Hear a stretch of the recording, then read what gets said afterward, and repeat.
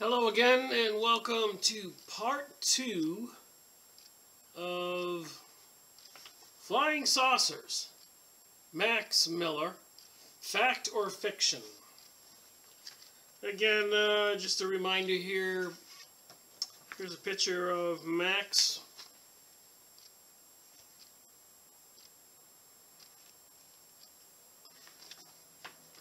And this book was published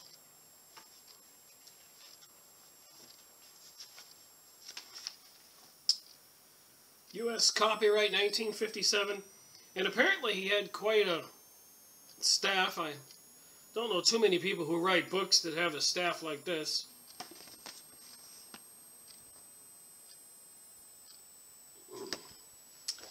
So obviously there's more to this than meets the eye with Max Miller. Well, anyways, we left off looking at this picture, Egyptian, obviously, on page 6.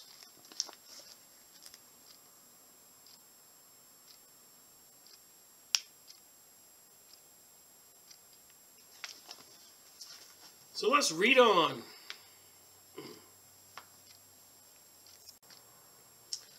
All right, it looks as though the saucer phenomenon was with us throughout ancient as well as modern eras. In the archaic language of Sanskrit, the volume Samarangara Sutrahara attempted to describe the transportation of the day. 4 strong mercury containers must be built into the interior structure. 4 strong mercury containers must be built into the interior structure. When these have been heated by controlled fire from iron containers, the Vimana develops thunder power through the mercury. So you heat up the mercury and you get some kind of thunder power. And at once becomes like a pearl in the sky. In this defunct Indian language, writings were always defined as mythical. By means of these machines, human beings can fly in the air, and heavenly beings can come down to earth. Moving on, Plylos, the Tibetan, in A Dweller on Two Planets, completed in 1886, is another to describe skyward contrivances purportedly utilized during the Atlantean era, and this work may bear further investigation. According to Philos, these airships, round, hollow, needles of aluminum, these airships, round, hollow, needles of aluminum, came in 4 sizes, 25, 80, and 155, and about 250 feet in diameter. That's pretty big. And aluminum isn't a natural metal. It has to be manufactured. Long as was our silver-white spindle, described the Tibetan, we had soon risen so high as to make us seem a mere speck to the people on the earth below.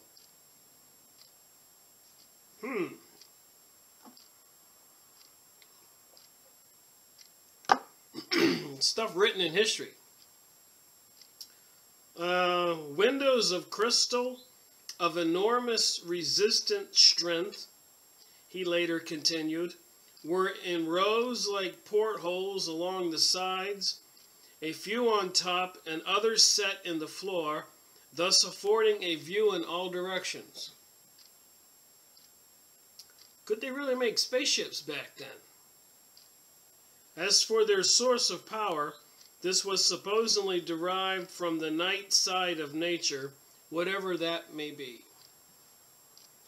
Writing in the Australian Saucer Record, Andrew Thomas, who lived in the Far East for some 25 years, asked, "Do saucers have bases on Earth?" He answers his own query by many references. One is the mythical city of Shambhala, the city of cosmic men, known in Asia far and wide. That would be in the Himalaya Mountains. I've read about that numerous times in Nexus magazine, and maybe I'll try to find it. Thomas quotes the noted painter Professor Nicholas Roche, one who has spent many years in Central Asia, as asking a learned Lama if it is true that very soon new energies shall be given to humanity.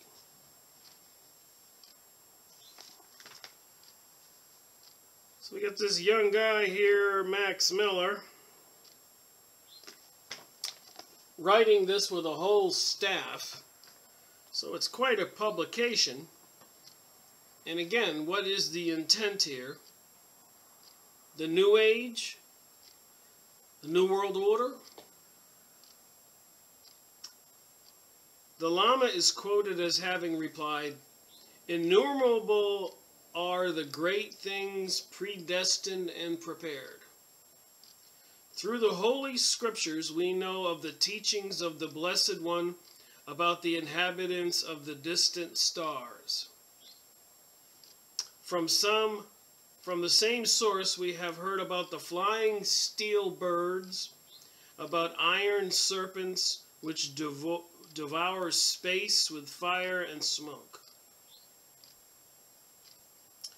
Chinese Taoist records, Shen Yi, divine archer, wrote Thomas is depicted in Chinese lore riding on a celestial bird.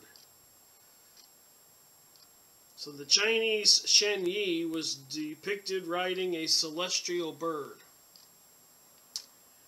Bringing ourselves into biblical times, we may possibly find the greatest proof of written accounts of the UFO in the Holy Bible. Ezekiel records a rather spectacular phenomenon in the first chapter of his book in the Bible.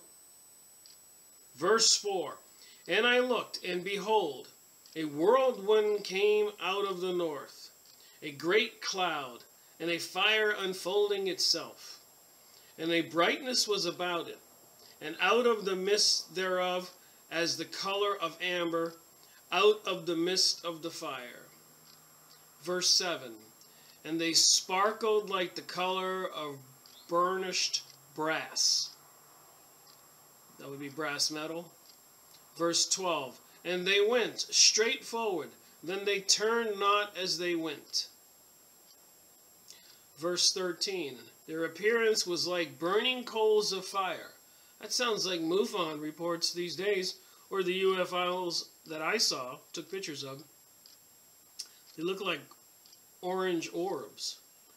This guy describes it as burning coals of fire, and like the appearance of lamps, and the fire was bright, and out of the fire went forth lightning.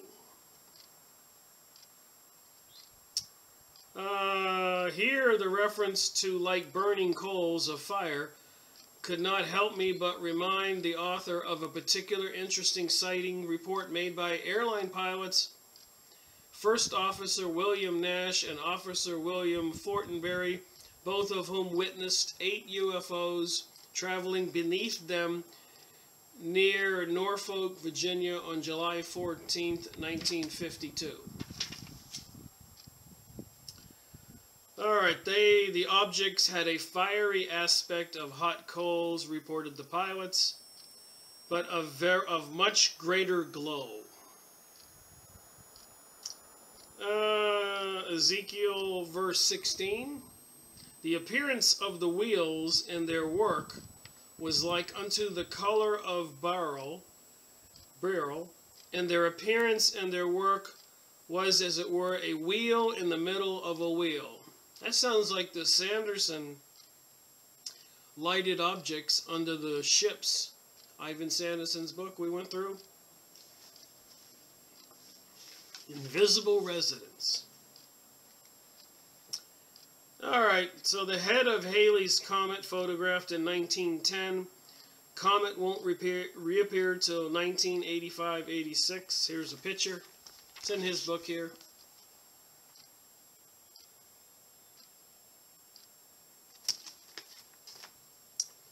And again, I'm not reading everything. I highlighted some stuff. Just trying to give you the gist of this stuff here, so you can formulate an opinion yourself. I believe, like I've said before, that the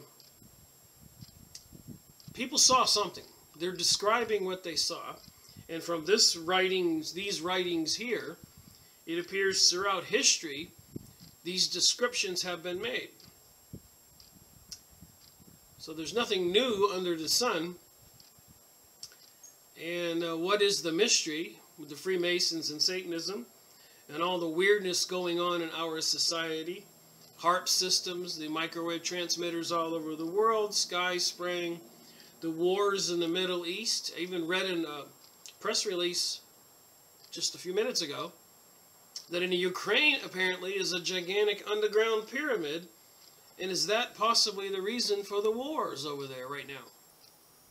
Is all these warrings and goings on in the world have something to do with the age of Aquarius and the New World Order, New Age, which the book was published by the Freemasons?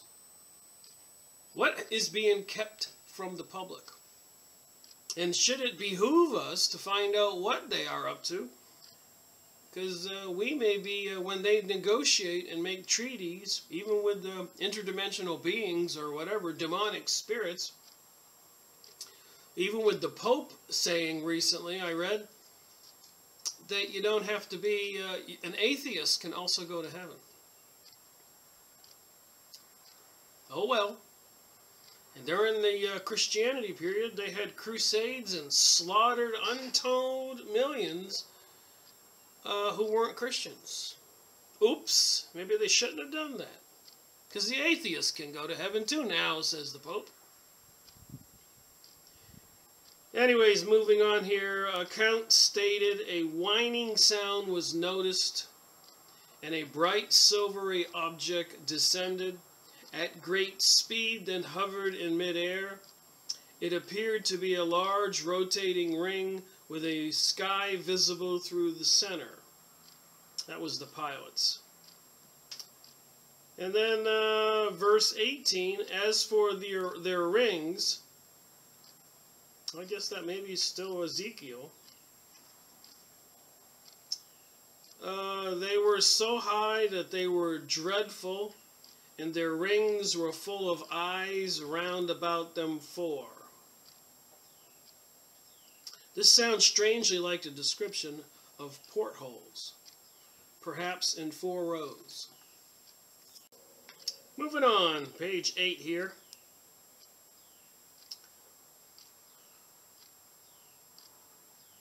One wonders if Jeremiah's advice to be not dismayed at the signs in the heaven, 10-2 in the Bible, I suppose, might not have referred to our current aerial phenomenon. The same may likewise hold true for the words of Joel, and I will show wonders in the heavens. Who are these, asked Isaiah, that fly as a cloud and as doves to their windows? So it seems like our Max Miller friend here author here, is going back in biblical history and ancient Atlantis history and Hindu and Chinese history, and fishing up examples of possible descriptions of UFOs and aliens in ancient history. A fiery flying serpent was mentioned in Isaiah in chapter 14, verse 29. 2 Kings 2-11 tells us, there appeared a chariot of fire, and Elijah went up by a whirlwind into heaven. Psalms 104-3, who layeth the beams of his chambers in the waters, who maketh the clouds his chariot, who walketh upon the wings of the wind. Psalm 68:17, the chariots of God are 20,000, even thousands of angels. The Lord is among them, as in Sinai, in the holy place. Revelations 11:12. And they heard a great voice from heaven saying unto them, Come up hither. And they ascended up to the heaven in a cloud, and their enemies beheld them. All right, moving on to the next page, 9. Okay. Mentioning researchers of Harold T. Watkins as contained in his book Flying Saucers on the Attack. In 1893, the officer on watch on the HMS Caroline, according to the British scientific periodical Nature, reported sighting a number of unusual lights, sometimes in a mass. They were described as occasionally taking the form of a crescent of diamonds. It's in 1893. Roman historian Julius Obsequens, probably saying that wrong, recorded the appearance of a globe of fire, Aurora Globus, at sunrise, appeared in the sky with terrific noise and burning over the town of Spultrum Umbara in 90 BC.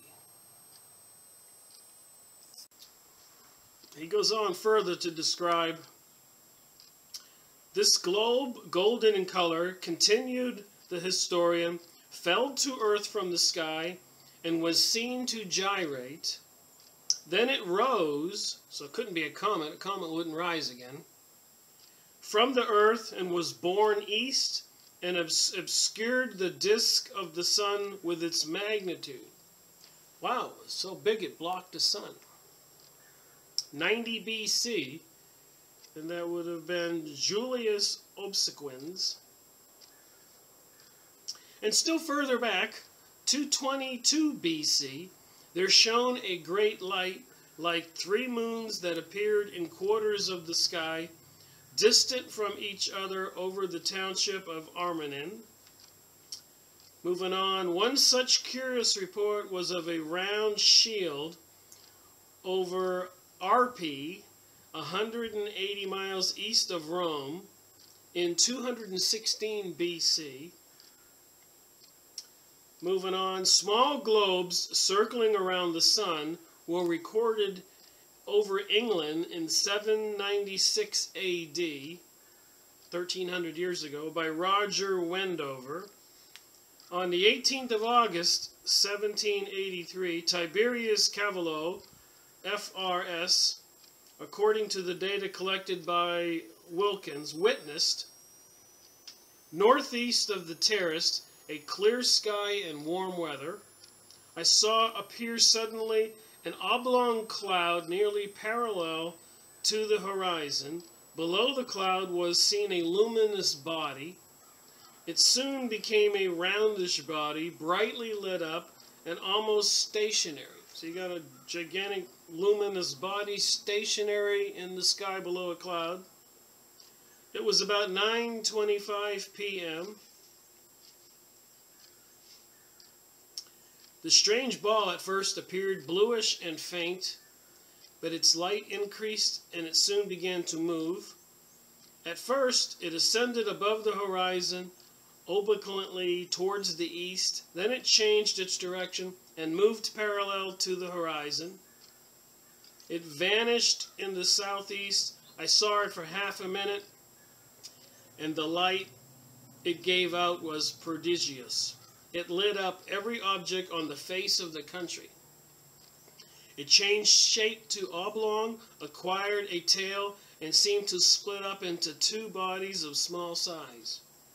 About 2 minutes later, it became a rumble like an explosion. So it could be a meteorite, but the fact that the object remained stationary and oblong, roundish, none of that sounds like a meteorite. So moving on. Page 10.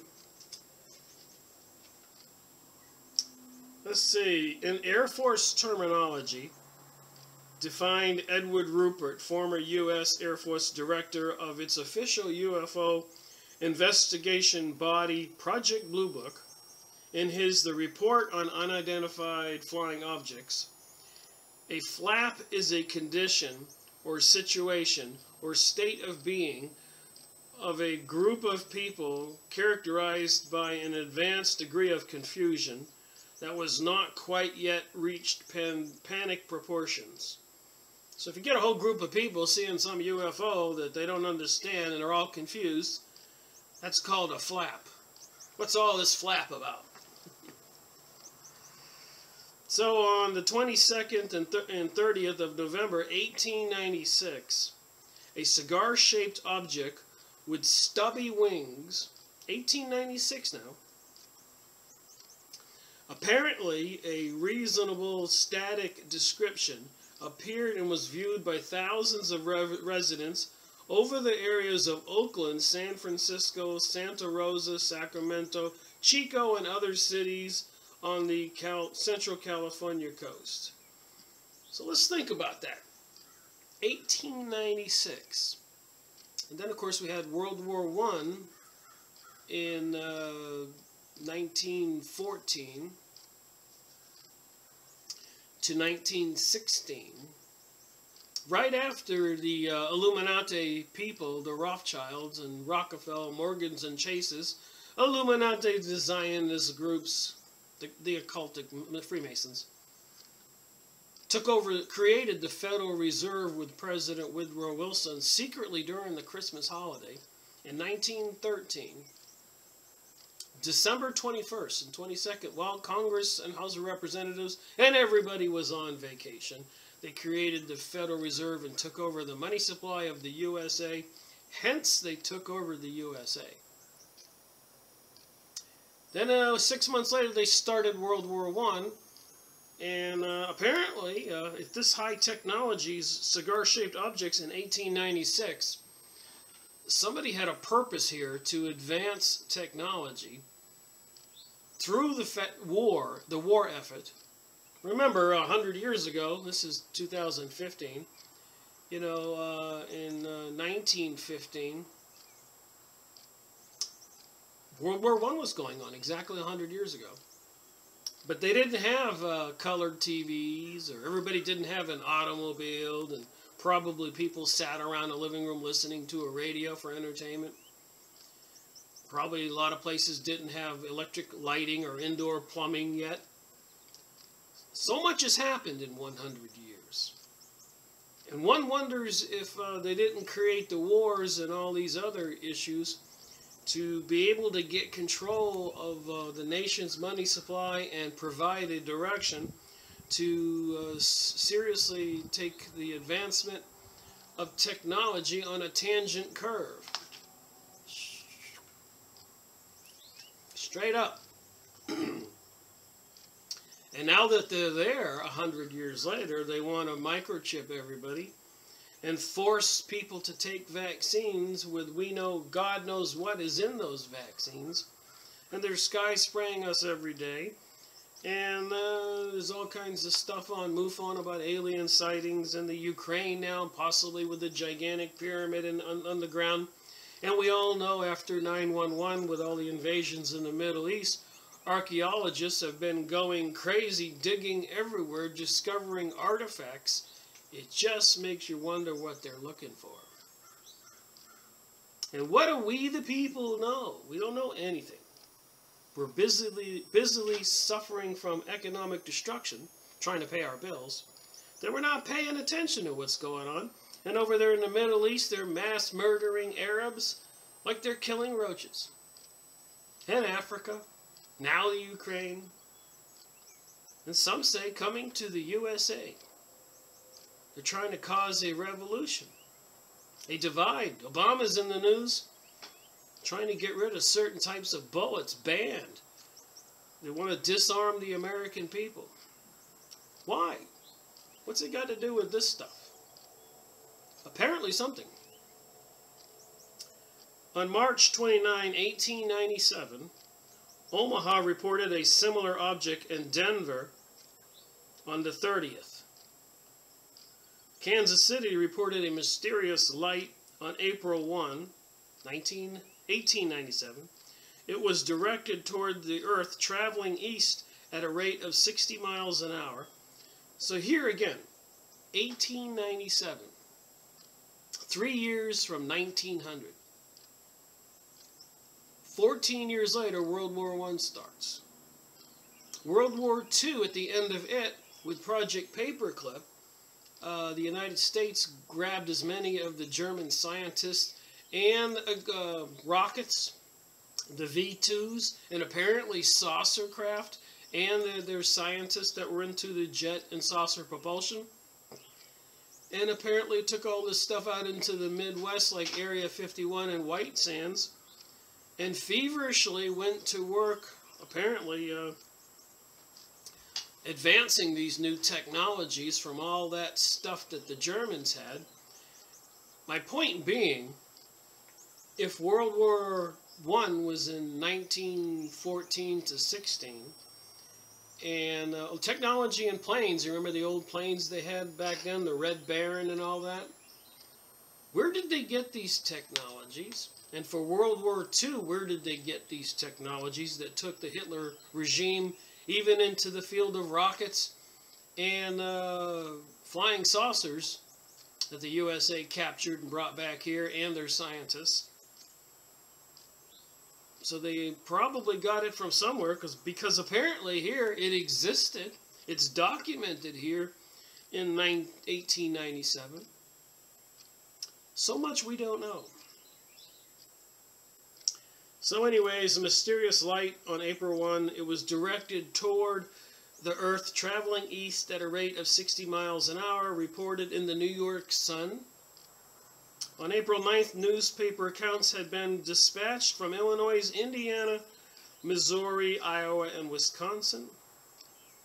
The New York Herald on the 14th declared that the lights seen in the northwest were those of an airship or some floating object. 1897 now. 3 years before 1900.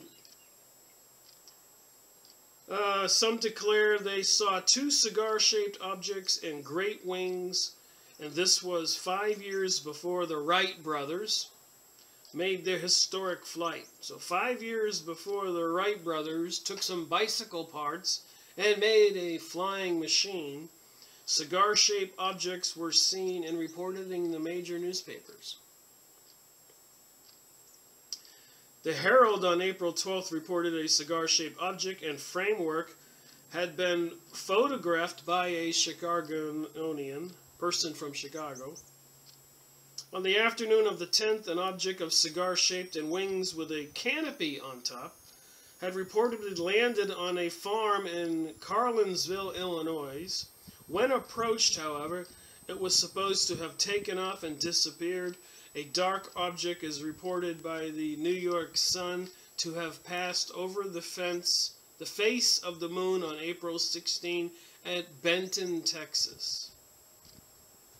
So that's enough of this book to give us a little feel here for what was documented in the ancient past and in the late 1800s. UFO, cigar-shaped flying saucer, glowing orbs, and chariots of fire, even recorded in the Bible, and in the Chinese and Indian Hindu records and all that. Max Miller, flying saucers. So we got some more to do with this book, but I want to move on to the another nightcap report. November, December 1965. That would have been exactly 2 years after Kennedy was killed. Who did talk to the Russian president and was about to come clean on the whole UFO issue. But he was dead within 10 days. Which makes this 2 year later issue on this UFO investigator interesting. If you put everything into perspective. Nightcap investigation widened. Major Donald E. Keyhole, U.S. Marine Corps retired. After 9 years of concentrating on proof of UFO reality, Nightcap is launching a new progressive program. It will include expanded search for overlooked aspects, for the deeper meanings of UFOs, observations of the Earth. So, of the deeper meanings of the UFOs, observation of the Earth, and various possible effects on our lives and our civilization, and many other intriguing angles. You think that's necessary? Yeah. But what are people thinking about in 2015? None of this stuff. If you look up MUFON.com on the internet, sightings are there. People are describing these things from all over the world that sound like the descriptions I'm reading in Max Miller's book, published in 1957.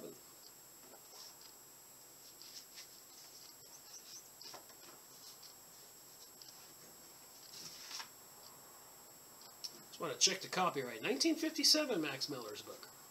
This is 1965 on this UFO investigator.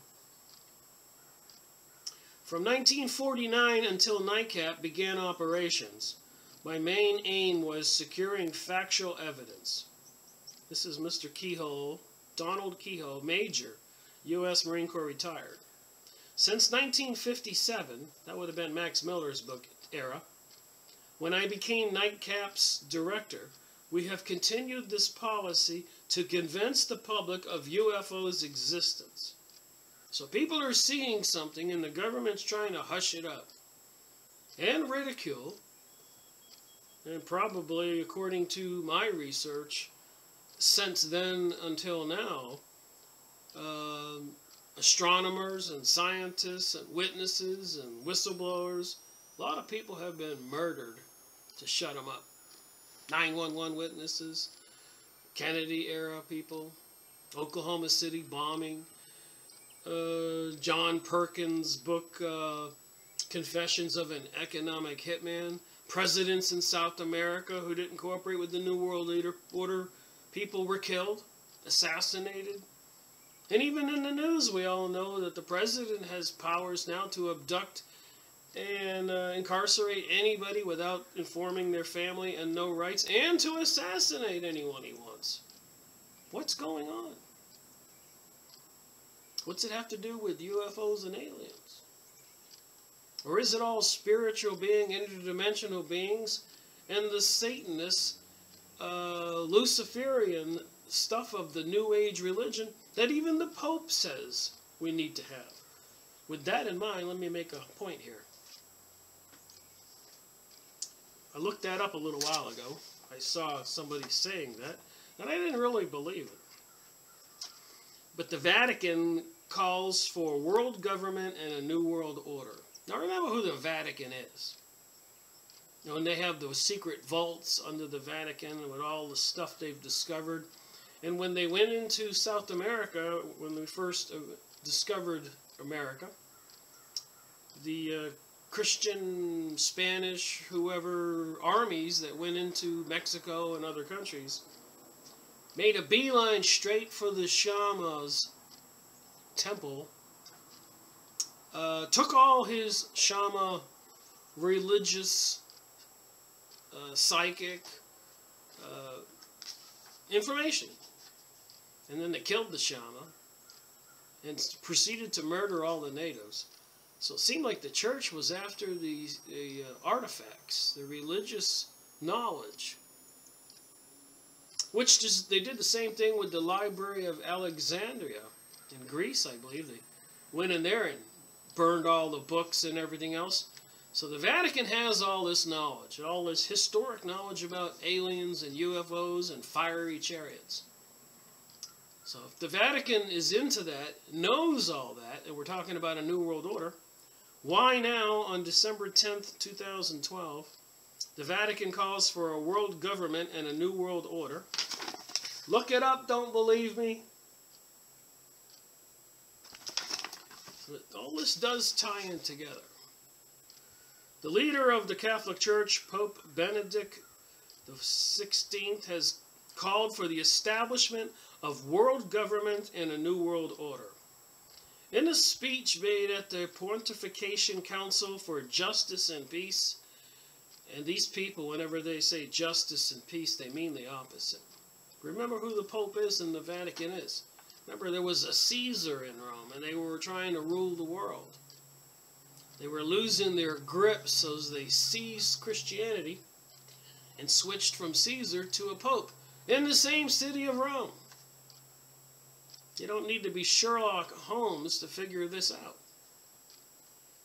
It's the same people behind the scenes, going over there to South America and Mexico and North America and paying $10 a scalp to kill off the Indians, and probably $10 a tongue to kill off the buffalo.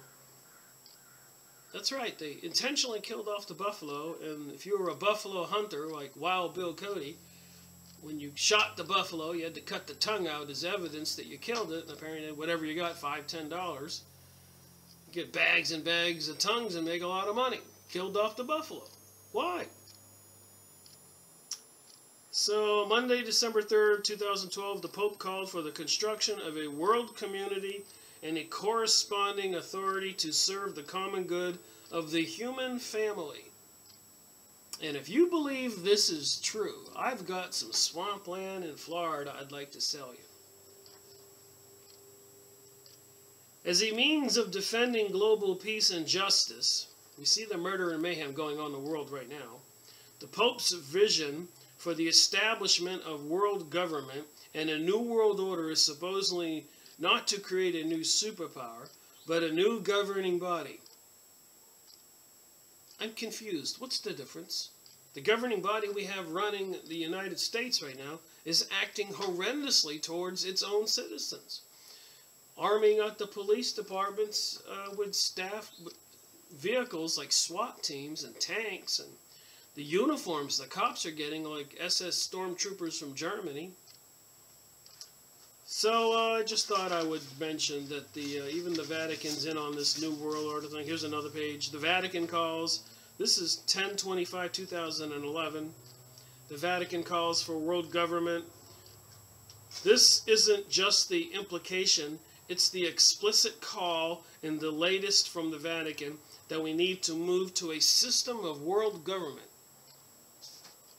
So everybody will have to be monitored, microchipped with the mark of the beast 666, computerized, enslaved is the word of it, and with the Georgia USA Guidestones, where they want 500 million people on the planet and maintain it at that. I suspect 6 billion people or more have to die.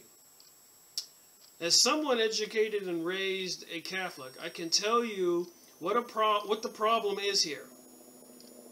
It's the otherworldly parts of the Vatican worldview. And this is,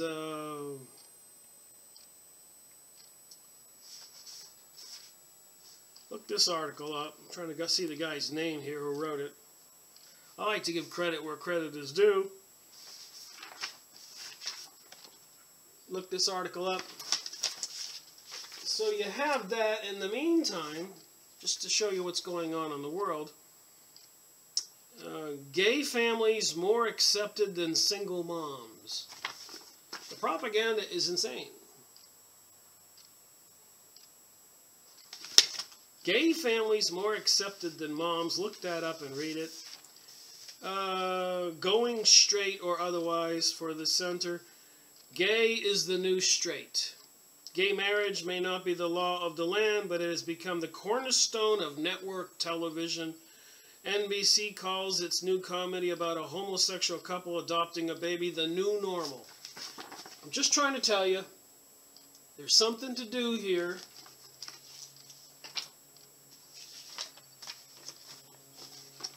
Recorded history, aliens, people behind the scenes, hybrid humans. Even if you look at the devil pictures are baffling. You will notice that he has a man's head, a woman's torso, and goat's feet. There's something about this homosexuality thing that's almost biblical. I guess it is. New World Order, New Age. And as we know where the New Age came from the Masonic lodges. They named their book The New Age. Freemasonic lodges.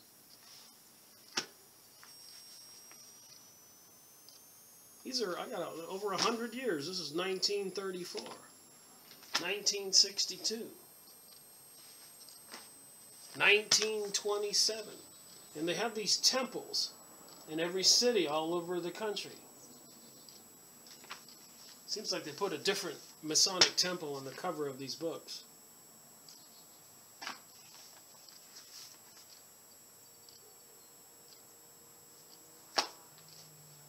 So the nightcap investigation widened. Gets more interesting here on this UFO investigation. I'm just trying to take everything into context. I don't think it's all different activities. I think it's all one orchestrated event. As the Pope said, a New World Order. With the New World religion, and apparently gay marriage and all that is strongly into that. And this little sidebar is probably important. But you talk about the famous movie stars, Madonna, Britney Spears, when her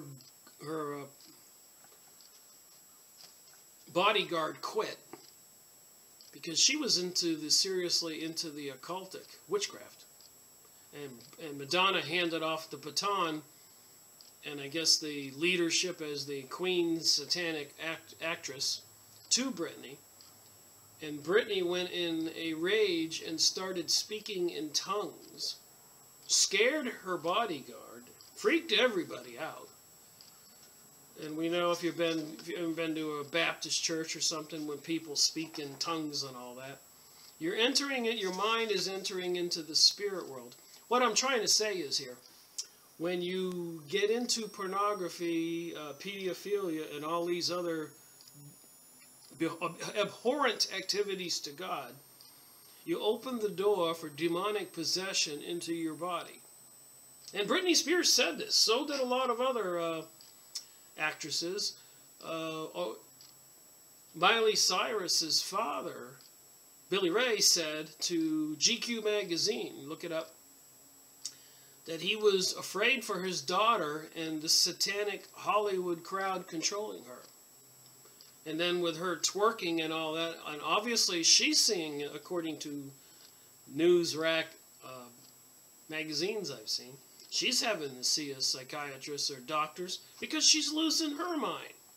Again, my point is, when you get into these activities, this new age, Luciferian age, which I think is part of the UFO alien entities, the reptilians and the greys, interdimensional beings and portals, when you get into this abhorrent activities and worship Lucifer, Satan, your spiritual body apparently you get possessed.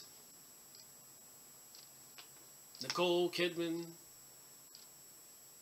Lots of horrific stories out there. Kathy O'Brien talking about the sexual control, mind control she was under. Look her name up.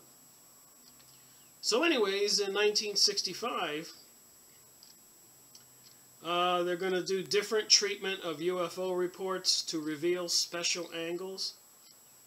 So that's why I'm talking about all this stuff. There is other stuff to think about this. These aliens aren't something else. And the New Age with the Pope and the Freemasonic lodges, which have lodges everywhere all over the world, aren't something else. You know, presidents like Obama and Bush and Reagan and Clinton, they're controlled by these Illuminati masters. They all come from the Skull and Bones and other lodges or organizations like that. For example, Abraham Lincoln was the United States leader of the Rosicrucian Church for a while. Abraham Lincoln. George Washington is a famous Mason, worshipped as a god. If you look up George Washington statue images or Masonry, his statue in Washington, D.C., he's sitting half naked, just like the pictures of the devil, pointing up and pointing down, half naked like a Caesar. And it's all-seeing eye on a snake that's on his chair. All right, so here we go. Nightcap investigation widened. Reports on contactee stories when serious discussions are indicated, when false public impressions must be corrected, and for other reasons. So the Nightcap hasn't really bought into the abduction stories at this point in 1965. This does not mean a public policy reversal. As yet, we have not accepted any such claim as proven. Okay, here's something interesting. Blackout by UFOs at St. Paul. Another massive power failure occurred last night, December 1965, plunging 40,000 East Texas homes into darkness. This failure, the third large blackout in 27 days, was officially blamed on an overloaded transformer. See page 3 for discussion on blackouts and EM cases. Power failures at St. Paul, Minnesota simultaneously with UFO sightings. So they see a UFO coming towards the city, and all the electricity goes out.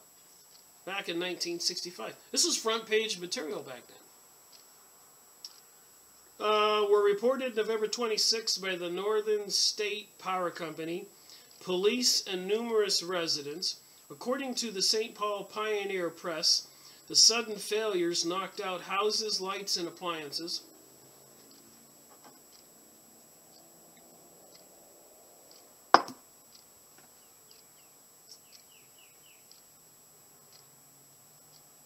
All right, here. The area hardest hit was Totem Town on Highway 61. Residents reported all lights went out as objects giving off blue or orange flashes appeared overhead. The power company said it was unable to determine the blackout cause. So you got these objects flying overhead giving off blue or orange flashes. The first failure, a small-scale blackout, occurred shortly after 8 p.m. when two witnesses, Nick DeVera and Mark Wilcox, spotted a huge blue light, something like someone welding in the sky. As it passed overhead, the lights in a nearby service station went out. Again, my theory of interdimensional portals, it just wonders if a portal was open and some craft either went through it and went away, or came through it and came to Earth, opening up some electrical magnetic portal. I have reason to believe that in my research. It just seems to be a common denominator in some of the high technologies they're doing now, including the CERN project in Norway, where some of the scientists there said, this is scary stuff. We could cause a black hole. We don't know what we're doing. We shouldn't be doing this. That's the CERN accelerator in Norway. What's it got to do with all the HARP system microwave transmitters all over the world? What could they cause on planet Earth?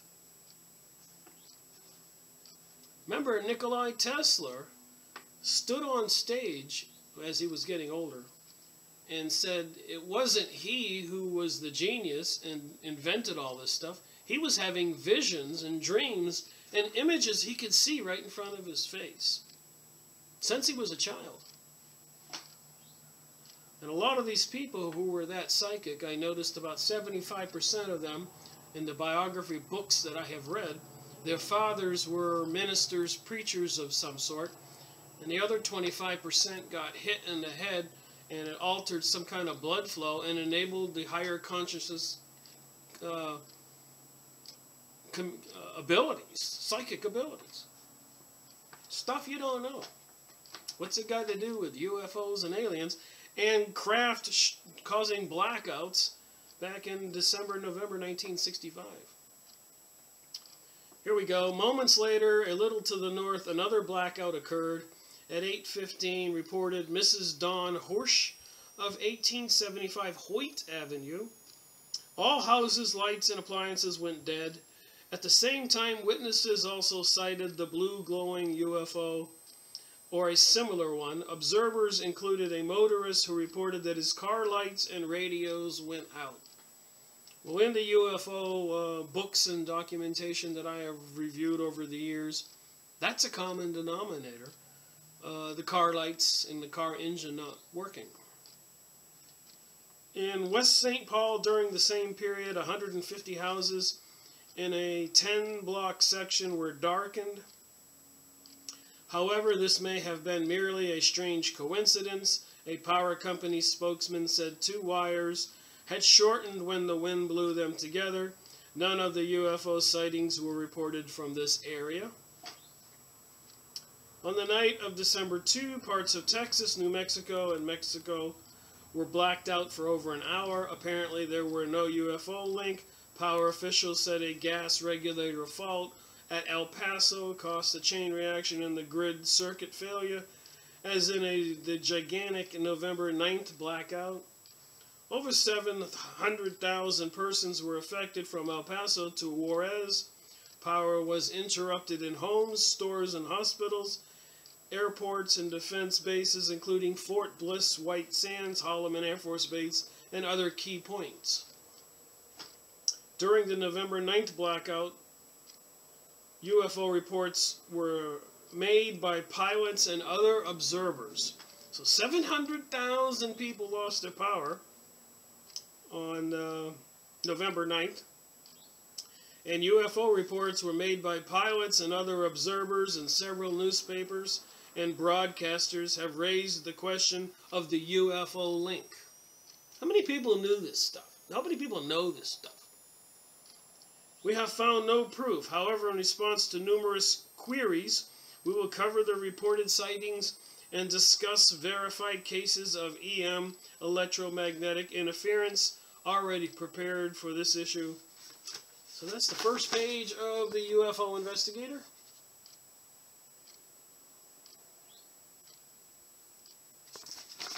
You want to pause it there, you can go read it. Put your glasses on. Page 2. Okay, I'm not going to read all this. I'll give you the gist of what's going on here. Record year for new UFO evidence. 2 years after Kennedy's killed, we have a record year for new UFO evidence. The year 1965 may prove the most important to date in UFO history. Hundreds of worldwide reports, many from indisputable sources, have brought a great increase in press and public acceptance of UFO reality. Verified evidence shows a significant increase in touch landings and close approaches. Unusual angles, new clues of electromagnetic interference and other UFO effects have been discovered. Global reports are still pouring into NICAP and may provide other important leads. Because of the limited space, even a bare listing of all the recent months' reports is impossible. The cases below were selected because they indicate unusual angles, increasingly close encounters, or continued global sightings. Elsewhere in the issue other 1965 cases will be illustrated different aspects. So here we go. I'll read a few of these, not all of them, to you.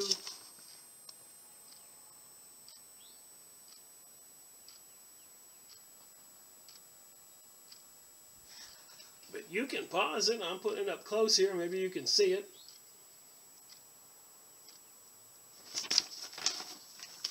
So you can see I'm telling you the truth here, what I'm reading. At 11:30 at night on July 20th, an unusual UFO was projecting arms.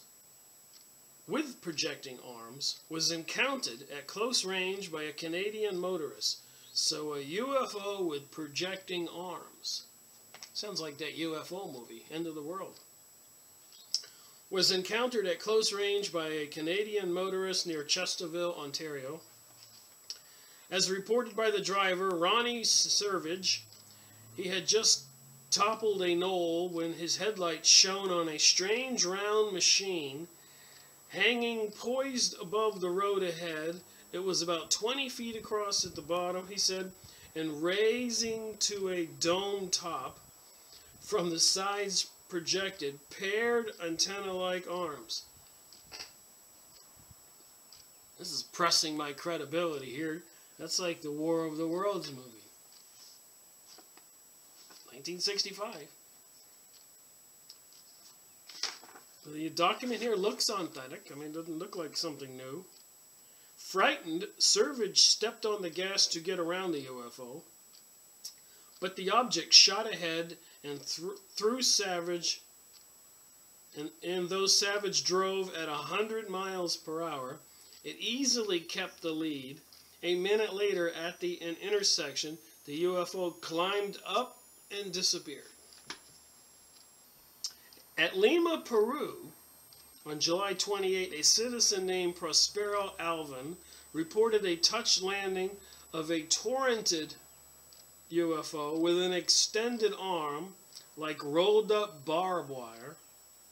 According to Alva, the turret slowly revolved while the device was on the ground and the arms moving about in all directions. Then the arm disappeared into the turret and the UFO slowly took off, accelerating upward at high speed.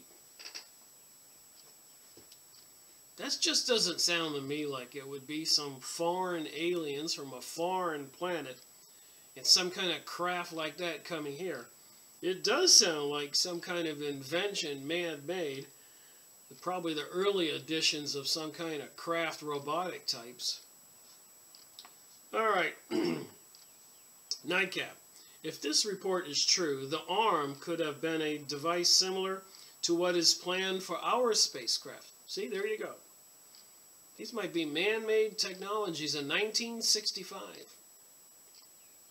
A movable projection to collect samples from planet surfaces. So it wasn't an early edition of a man-made Illuminati bankster secret society behind the scenes, reptilian, gray alien type critters that have been on Earth all along or come through interdimensional portals here, opened up by the satanic rituals of the demonic folks ruling our world, going for the new one world religion that even the Pope is talking about, and changing our sexual activities into gay sexual activities, and straight might be illegal.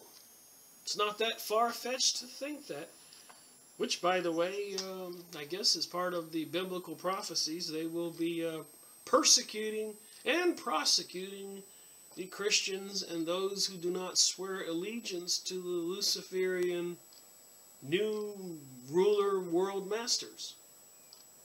That's what they say. Can't make this stuff up. A close-range UFO observation on August 12th was reported by the crew of a Missouri Pacific work train operating out of Lincoln, Nebraska. The strange craft was saucer-shaped, the witnesses said, and it circled down to observe the train for about 3 minutes. Again, I don't think it circled down to observe the train. I think it circled down to make sure that it was observed. And all these sightings, even the UFO saucers going towards the plane and circling around the plane and playing with the plane and the pilots, scaring the people. It seems obvious to me that they're trying to make sure that they get seen. Somebody's playing with the psyche. Changing the world view of reality. Faking it out, making us think we might have an alien invasion, as Reagan said. And who was the other guy that said that? That would have been John Dewey's speech in 1917 that we went over.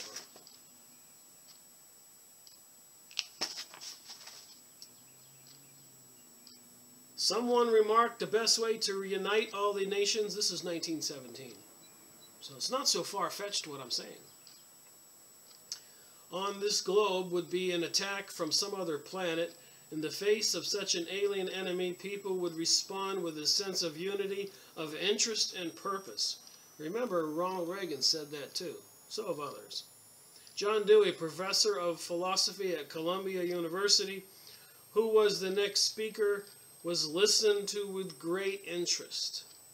Look up this document. Don't believe anything I tell you.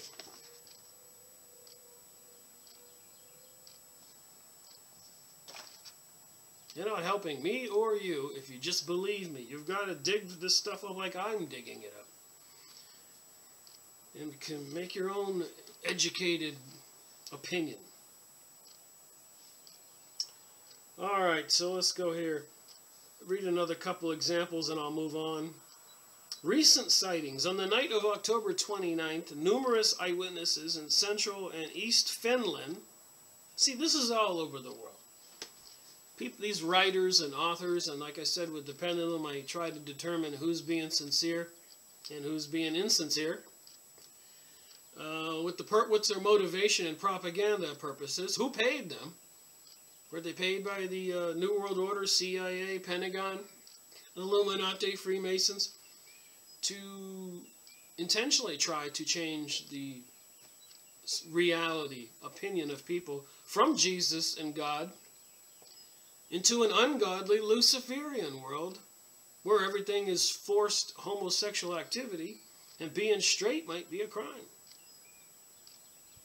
Didn't President Obama on his re-inauguration speech say his two top priorities is the gay agenda and removing the guns from the citizens? Those two are weirdly tied together because people are going to resist the gay agenda forced on them.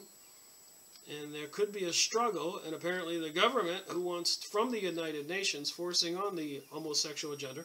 And I'm not trying to get into the homosexual agenda. I don't write this stuff that's in the NBC saying this is how they're doing the new TV programming. I'm against mind control. I'm against them trying to destroy decency in the Christian and other religions. I am against that. It just so happens Obama's the one that's on stage saying he was going to make gay agenda his top priority and removing the guns a top priority. And I noticed the coincidental problematic situation with that. The people who resist the New World Order need to be disarmed, according to the people who are forcing it on the world. So in Finland, cited mysterious flying objects. According to published accounts, there were 10 round UFOs behind which came a rocket or cigar-shaped device. This is a common denominator too. These gigantic cigar-shaped devices are apparently the motherships, and those were in some of Hitler's drawings, by the way, and some of the stuff I reviewed. The designs for gigantic motherships with little slits on the side where the saucers could take off and land on. Makes one wonder how far the Hitlerian German scientists got. And what did the USA Pentagon people get? And Brazil got some of the scientists, Argentina, Russia took some of the scientists, and all the countries in Europe, England, France, everybody scurried for their little armload of the technical drawings and abduction and capture of the scientists.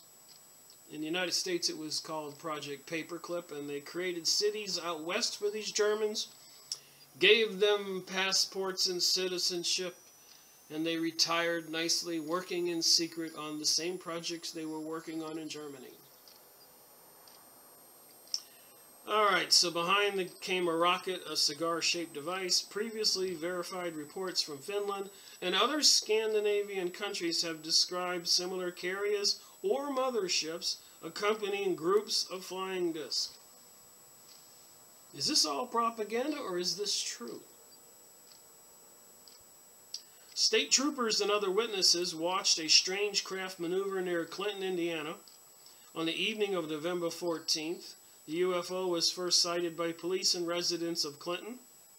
By orders radioed from Terre Haute, 3 state police officers were dispatched to investigate.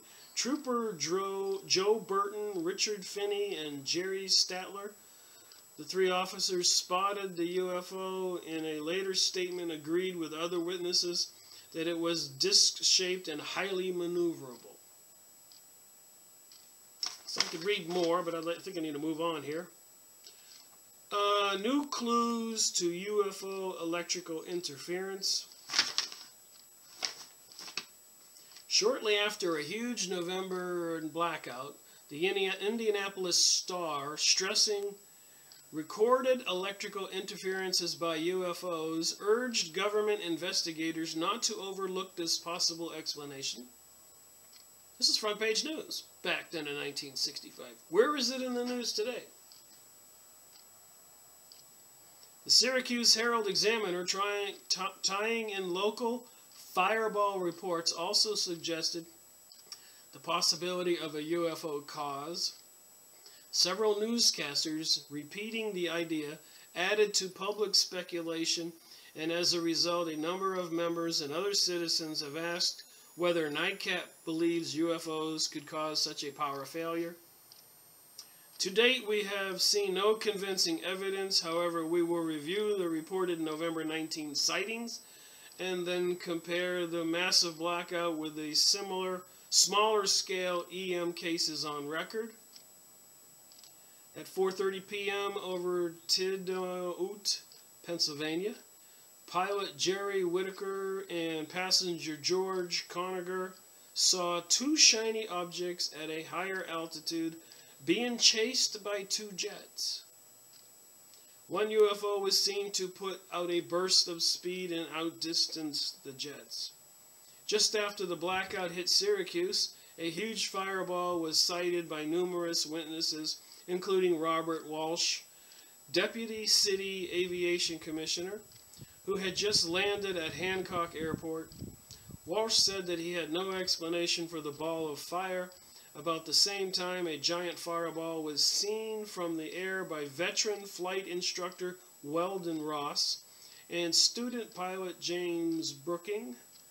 A computer technician, Ross said the huge flash was over the transmission lines which run to Niagara Falls. And another whole page of sightings that I didn't review yet, didn't read to you.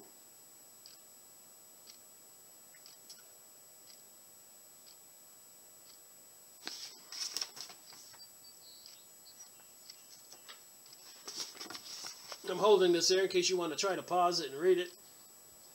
See what's there.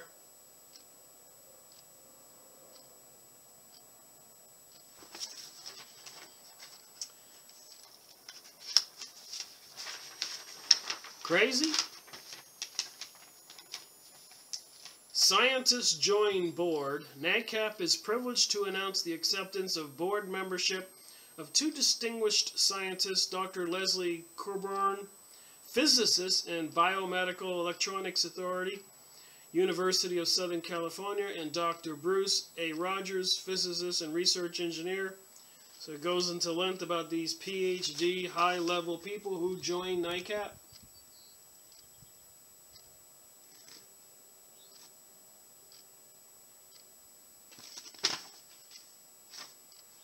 More on the electrical interference.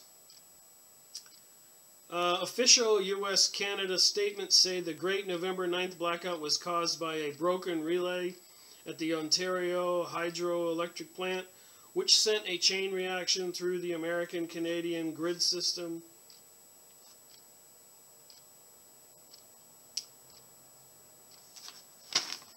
Alright, strange effects from EM waves.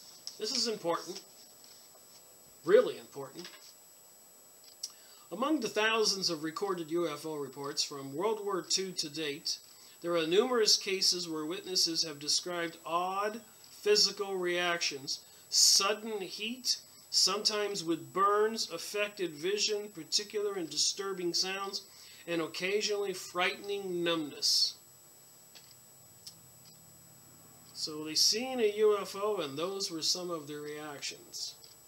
Physical reactions, sudden heat, sometimes with burns, affected vision, particular and disturbing sounds, occasionally frightening numbness. Earlier, the tendency was to blame most of the reports on hysteria or excitement, but enough reactions are now on record from reliable sources to cause more serious study. In addition to reports from human witnesses, solid evidence in UFO cases now proves frequent wild reactions from animals far more than mere sight of an unfamiliar craft should cause. And sometimes they do not even see a UFO. So this is concerning with these electromagnetic radiations causing these problems to humans and animals. And as we know, in the world now, birds have fell from the sky, fish have washed up on the beach, bugs are dying everywhere, bees. And we got cell phone towers and fake cell phone towers, HAARP transmitters all over the world, satellites in space, and all kinds of other weaponry, insanity, that I guess the powers that be can do whatever they want to do to us and blame it on an alien attack, probably.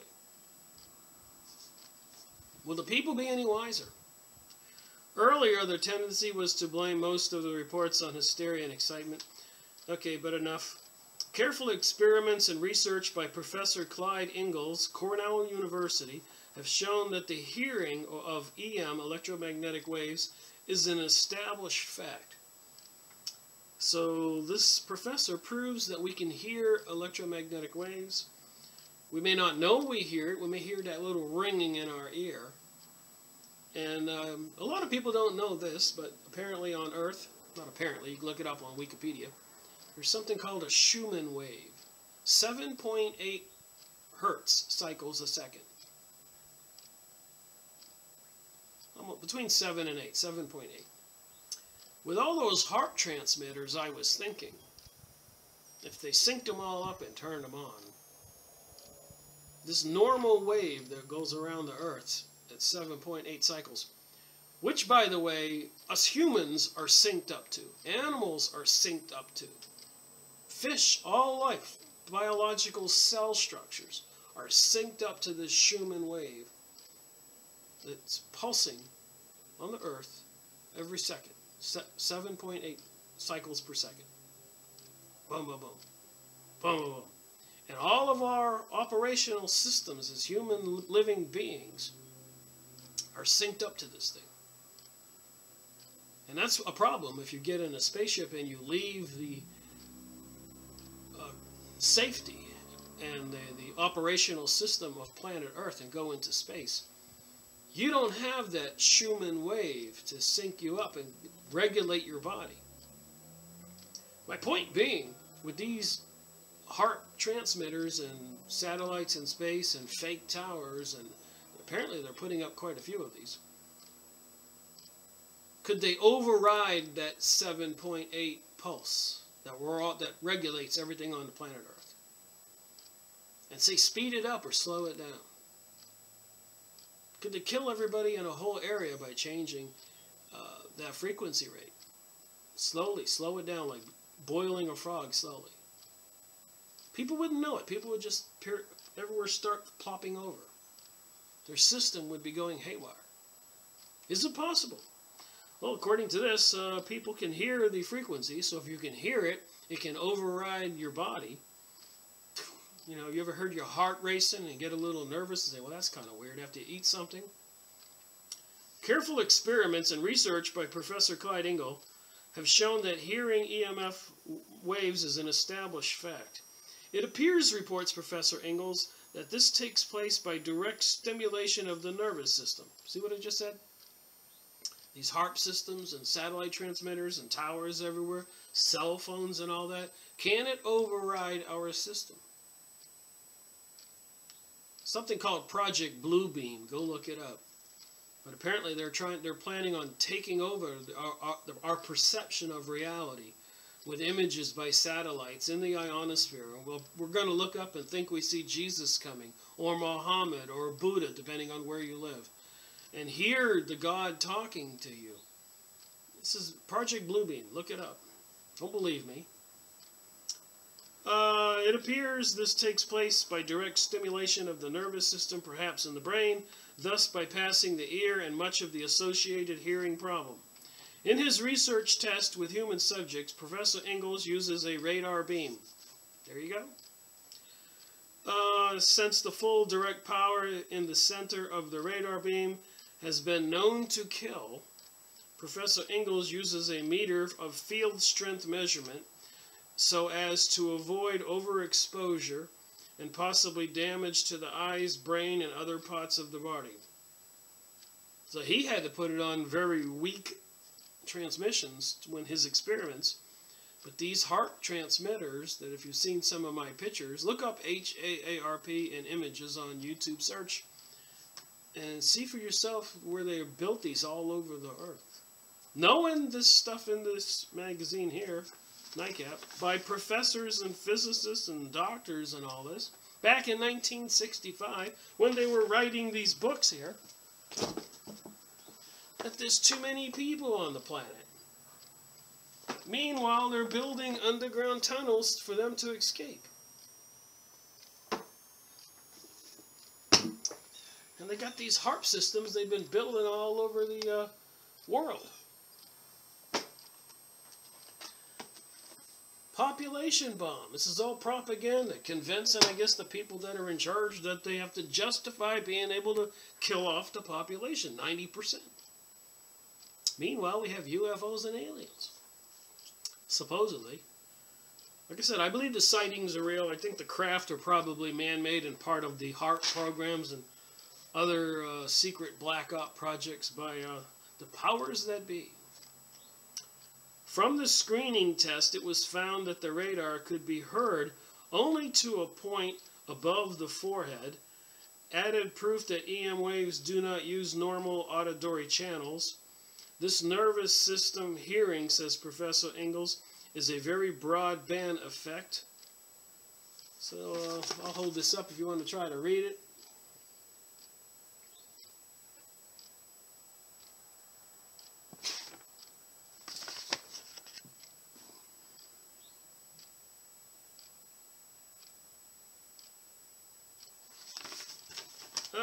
Report on abduction claim. Many members have asked our opinion on published claim by a New Hampshire couple. There are books published about this with Barney and Betty Hill. It describes a close-range sighting of a UFO with windows seen from their car on a lonely stretch of highway. What appeared to be humanoid figures, they said, were visible through the windows. The Hills said that they fled, frightened by the craft, which appeared to be observing them closely. You can go look up Benny and Barty Hill on the internet and see all those stories. Okay, then more an attempt to discredit. 1 year ago, in January 1965, issue of True magazine, it was stated that this report came from reliable sources known personally to NICAP. So apparently True magazine was trying to discredit NICAP. So was the Air Force trying to discredit NICAP in these issues. Film 7.7, Disappointment. In Volume 2, Number 2, we announced that a documentary film built around UFO landing at Socorro, New Mexico on April 1964, would be released in 1965 and might have a strong impact because of the Air Force had accepted the report by Socorro police officer Lonnie Zamora as genuine, and has stated he saw an unknown vehicle. We regret that our expectations were not fulfilled. The Socorro case is treated briefly. No mention is made of the Air Force conclusion. Instead, the film has a commercial twist showing motel and resident owners as highly pleased that so many tourists come to see the landing site. So they're discrediting it here. USIA head interested in UFOs. The new head of the United States Information Agency, Attorney Leonard Marks, personal friend of President and Mrs. Johnson. So remember, Kennedy died and Mr. Johnson was president. He told a Los Angeles reporter that considerably more scientific research on UFOs is already in progress than the public generally realizes. You think? The press, UFOs, and the Air Force. Mr. Berkeley Griffin, veteran Washington news correspondent on several New England newspapers, recently made 2 visits to Project Blue Book, Air Force UFO Investigation Agency.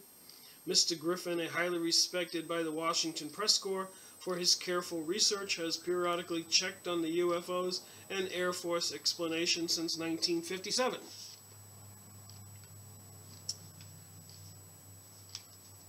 So generally, I don't want to read all this. I'll go to the back here. Apparently, here's a photograph of a UFO.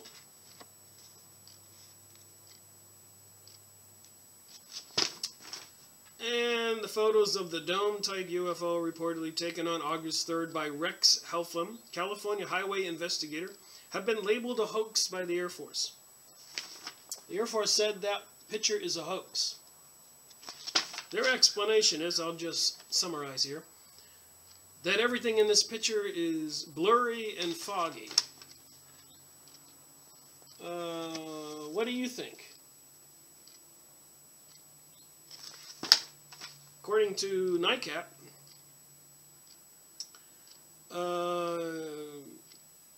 the most important point in the Heffler report, evaded by the Air Force explanation, is the fact that he says he was calling traffic control by two-way radio when the UFO made its appearance. So the witness was making a phone call or two-way radio to his office. This is fully verified by the superintendent of traffic control. That's what this guy worked for, traffic control. The radio resumed normal operations in a short period as soon as the UFO left the area. And apparently he took a picture with the Polaroid camera used to photograph traffic scenes and road project problems. So anyways, apparently his story jives with his office. He's on the two-way radio, says he sees a UFO and his radio starts crackling and going out, electromagnetic interference. In the picture you can even see the wires, apparently, on the photograph of the telephone wires, to prove that it's not blurry. So again, the Air Force was trying to discredit any truth to be told to the public. And again, why? Is that an Air Force craft right there? Looks man-made to me. So there you have it. There's more stuff here. Another UFO investigation magazine report, November 1965. And I've got one more thing to do that I thought was interesting, bringing us up to date. Life magazine.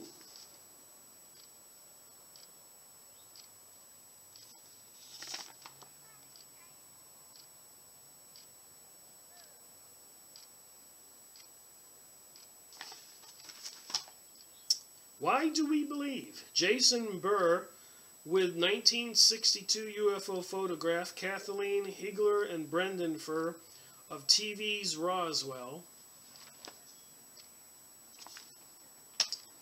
Why do we believe? This is dated March 2000. This magazine, Life, cost $3.99 back then. So Life did a thing. Why do we believe UFOs? The search for extraterrestrial life. Remember the Illuminati banksters and high-level world controllers behind the scenes, Freemasonic corporate CEOs and Hollywood stars and all those people, Zionist, Vatican, Rosicrucian, Church of Satan, and all those groups which are all tied to Luciferian worship, the New World Order, the New Age, as we continue to say, comes from the Freemasonic lodges as per their own magazine. I have to keep repeating this stuff because it all comes together. So near the foot of the Funeral Mountain in California's Death Valley, astrobiologist Chris McKay plunges a hypodermic needle into the remains of an old lake. So they're trying to find life in the desert lake. Trying to find life in the dry sand desert with a hypodermic needle, trying to prove that there would be life on other planets. He's planning a debut of a radio show and a gathering that includes his support group, which helps abductees through the UFO divorces. Many have been after since they came out of the UFO closet. So our secret black ops from the government abducting people, making them thinking that aliens did it in this Life magazine. And it says here 2,416 sightings were reported in 1999.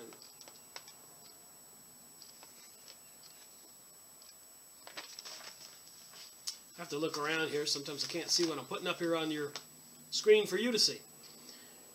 But anyways, here's some pictures in this Life magazine.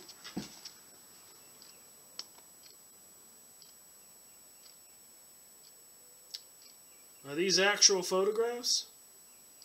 It's in Life magazine.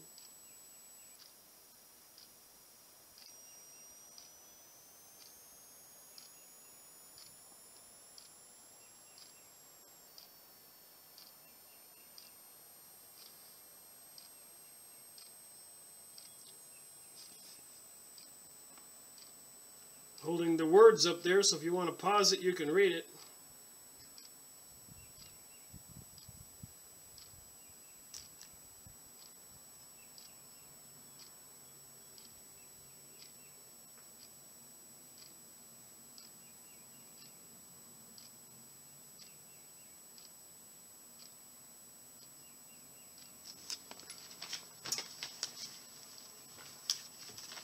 So a lot of information, like Life magazine, this thing here, I stood the pendulum on it. Is this writer of this article being sincere? Pendulum says no. Am I being deceived? No. True or not, that's what it says.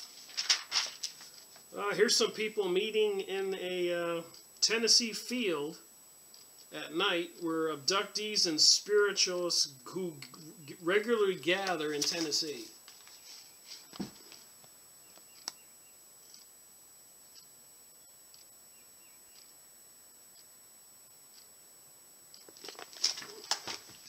continue to remind us the New Age comes from the Freemasonic people and the occultic groups.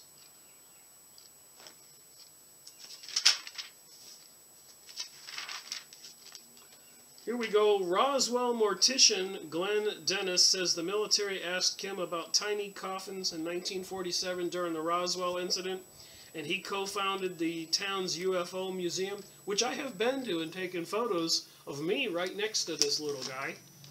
I'll have to dig them up and show them to you, but I've been to this museum that this guy created in Roswell.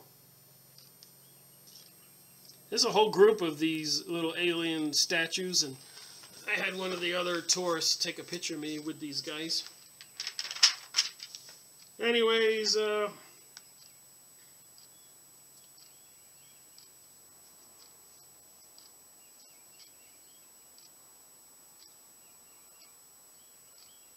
there you have it, Life magazine. And where we left off on the Flying Saucer by Max Miller.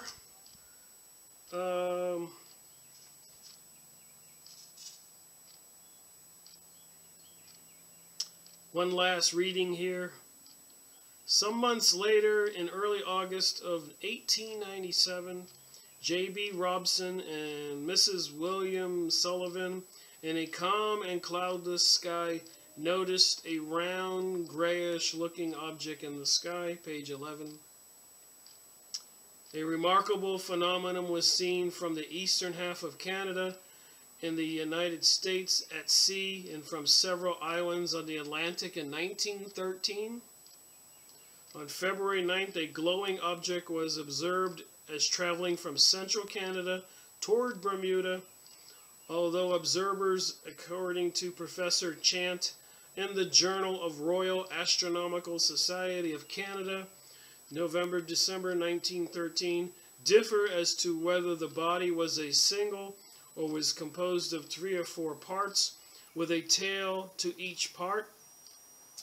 But the glowing body was not of a singular variety. It disappeared in the distance, and another group emerged from its place of origin. Onward they moved at the same deliberate pace in 2s and 3s or 4s. In all, about 50 of the aerial bodies were observed in a total of 3 or 4 groups. Page 11. So I'm going to end this here. It's an interesting topic in reviewing the NICAP reports. As you are aware, I've got quite a stack of these.